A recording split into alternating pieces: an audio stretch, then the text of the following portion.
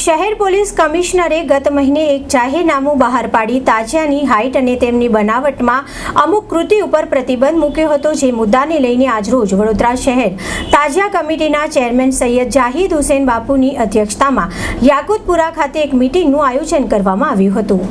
વડોદરા શહેર તાજિયા કમિટીના ચેરમેન સૈયદ જાહિદ હુસેન બાપુની અધ્યક્ષતામાં યાકુતપુરા ખાતે એક મીટિંગનું આયોજન કરવામાં આવ્યું હતું, જેમાં વડોદરા શહેરના વિવિધ વિસ્તારોમાંથી આવેલા તાજિયા કમિટીના પરવાનેદારો અને આગેવાનો ઉપસ્થિત રહ્યા હતા અને તાજિયા અંગે સલાહ સૂચનો આપવામાં આવી હતી। આ પ્રસંગે તાજિયા કમિટીના વાઇસ પ્રેસિડેન્ટ AM કાદરી ઉર્ફે ગુડ્ડુભાઈ, મચ્છીપીટના ફિરોજભાઈ, તાંદલજાના ઇલિયાસભાઈ વાડીલાલ, અયુબભાઈ દાઢી તેમજ માજી ડેપ્યુટી મેયર ચિરાગભાઈ શેખ, એડવોકેટ બાબુભાઈ શેખ, બફાતી શાહ દિવાન, યાકુતપુરાના પટેલ સહિત વિવિધ વિસ્તારના અગ્રણીઓ ઉપસ્થિત રહ્યા હતા।